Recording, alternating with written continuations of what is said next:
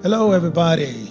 This is VFO James Jacobs, a Word Family of Churches, and we're just here today to have a candid conversation about leadership. And I'm happy that you're part of this session. We are praying and hoping that you get some things that increase your leadership capacity as you travel on your leadership journey in 2023 and beyond.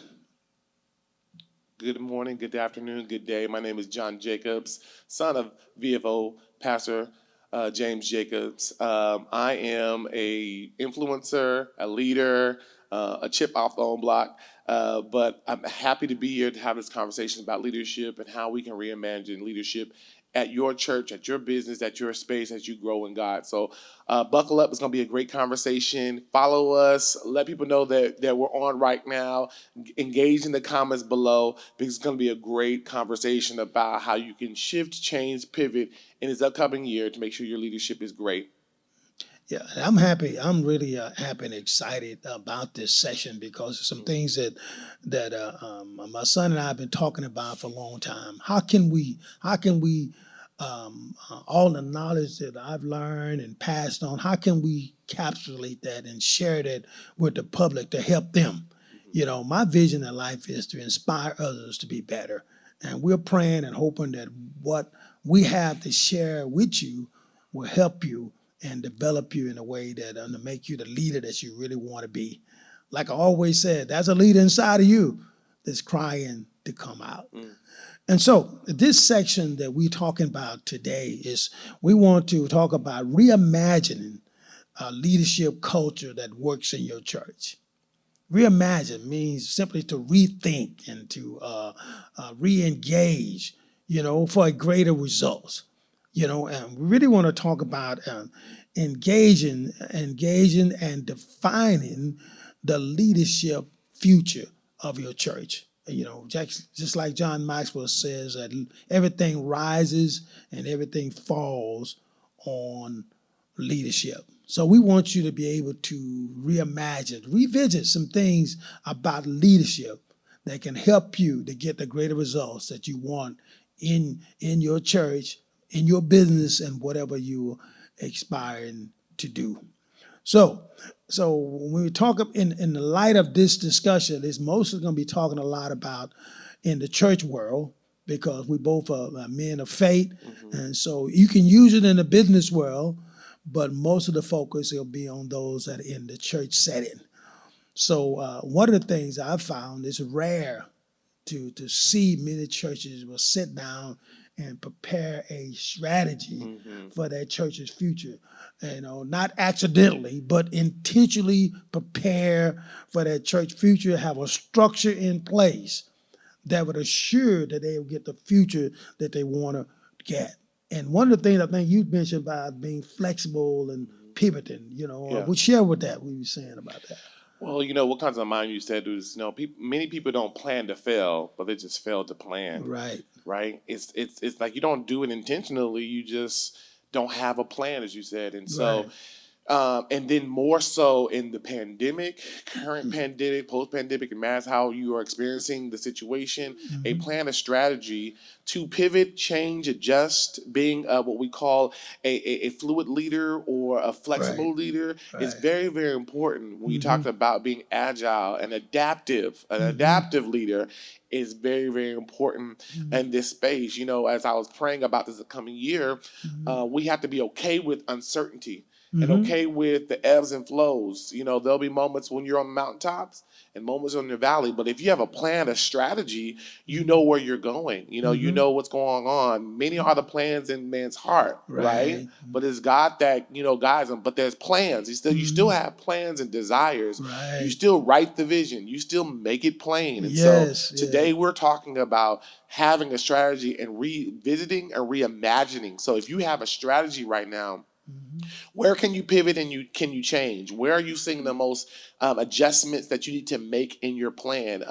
And moving out of the space where one size fits all, or this is how we always have done it. Yeah. Yes. That's it. We got to move out of that.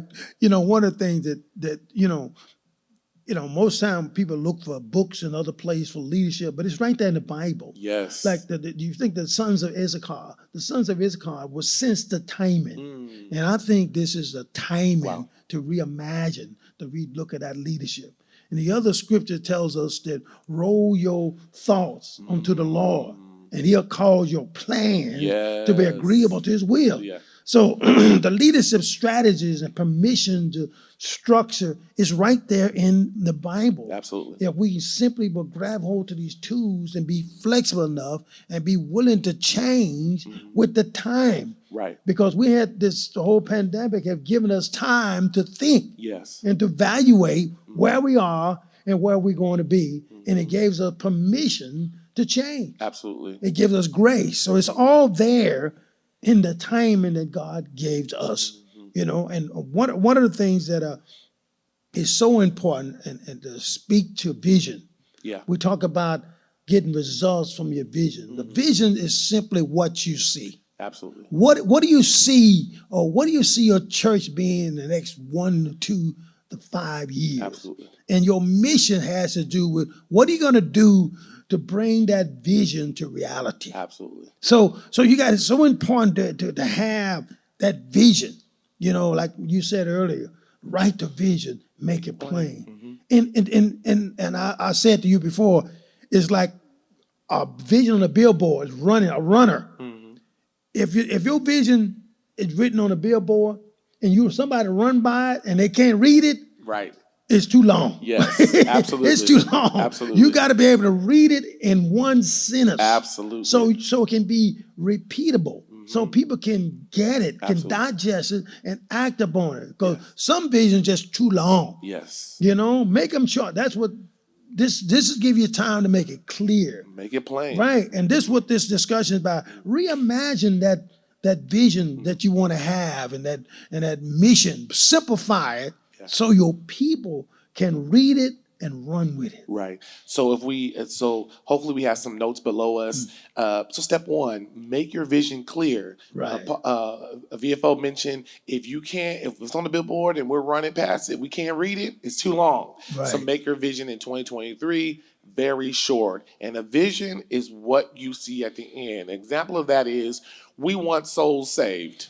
Right. We want to feed the hungry in Bexar County, in Comal County, in Hayes County. That is clear. We know we have a poverty issue, or there might be a poverty opportunity in this area. That is a short vision. You can read it, you can go. So business, church, make your vision short, plain, so people can see it and they can run with it. Yeah. One example I give you, like the vision of Word of Life. The vision of Word of Life is simply to transform lives through the power and love of Jesus Christ. Period. Which simply means we want to see lives change. We want to see people being transformed. Our mission is to reach people, to reach others for Christ. That's good. That is just make it. That's what we are committed to do. We are committed to reach people so they can reach others for Christ. Absolutely. And that's it. And then we operate everything else out of the core value, out of your core value. What are your convictions? And all that lines up, then you can move forward within your vision, your mission, and get things done, get results for God. Absolutely. So again, vision, mission, they said how you get there. We're going to reach others so that they can reach others, right? And so that is how we're going to do it and how we're going to change lives and transform lives. I love that. Amen. And one of the things that we want to discuss, and we can put that in the form of a question, how we want to do it, but the roles and assignment. We talk about reimagining. Your roles and your assignment need to match the mission and the vision.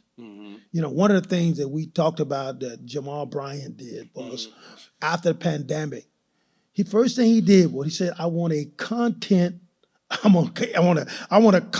creator, innovator. Director of content creation. Right. That's what it was. That's what we needed. We need somebody to be innovative. Right. We need somebody to be creative. Right. We need somebody to bring content. Right. And that's just one example. You can look at, you can have a You could look online right now and you see like Indeed, they got online pastor, they got social media monitor, Yeah. you know, they got directive, you know, all these things like that, directive salvation. Right. But it points to your vision. Your Right. vision is to reach people. So all your leadership titles and positions need to be reimagined to actually carrying out that vision. Right. And we discussed that, you know, and it's no problem with the traditional elders and ministers and deacons, and those are great and wonderful. And you can keep those, but the question that we're asking you to reimagine is, what is their purpose? Right. What do they actually do? Yes. What is their outcome, and how does that align with mission and your vision? Yes. Right? So Yeah. it's important that everyone, all leaders, they all feed into what you're trying to do. What happens when, you know, most times in churches is, you know, you have the deacons in a silo and the elders in a silo, and they're all doing 5 and 7 different things that have nothing to do with mission and vision. And when you have a leadership meeting, we talk about the end of the year and we do that review. Right. We talk about what actually has been done. The needle hasn't been moved because we're all going 17 different directions. And so Right. we can align everywhere, align together. The mission and vision that the Lord has given to you can be actually done, completed at the end of the year, because everyone is aligned to that. Right. And that is so important. If you don't get anything from this discussion, grab hold to that.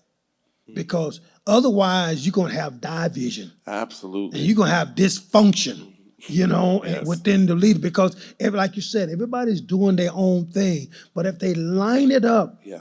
with the vision, you know, and line it up with the mission, you know, then you can get the greater results. Right. That's what you're trying to do. If you worked on a job and they called you to fix widgets and everybody got to do it like this, but you over there doing something else, you're going to have a problem. Yes. You know, it's just like building a car. Everybody got their section, but the idea is we're going to build a car. Absolutely. So everything you do has to fit. So when someone purchases that automobile, everything is there because everybody is focused, everybody's going in the same direction. And when people are going in the same direction, you're going to get to your destination. Absolutely. So, you know, I was talking to a pastor the other day, about a couple weeks ago, about, they asked me, how do people buy into a vision? You know, Pastor, you have a vision already, right? But how do you create a shared vision? Right?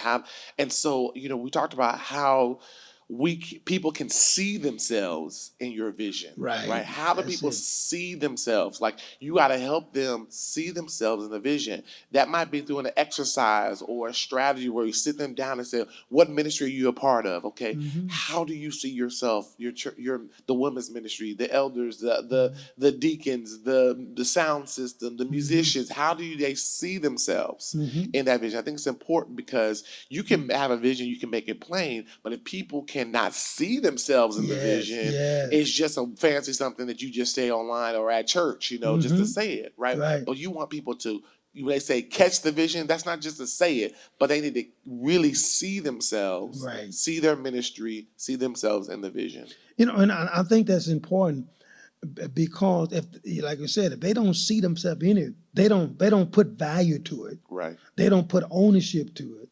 So that's a problem if a person don't value what they're doing. Absolutely. If they don't take ownership of it. And that's what you want. You know, with me being an entrepreneur, it's important to have people in your church that have that type of spirit because they take ownership. You give them an assignment, you make it clear to them, they take ownership because this generational leader wants that. Absolutely. They want it to be clear. Tell me what you want me to do and leave me alone and let me do it. Right. You know, so it's important for us as a senior leader is to make sure it is clear, it is measurable, you know, and so they can see themselves in it. Then they'll get the buy-in. Once they get the buy-in, then it goes forward.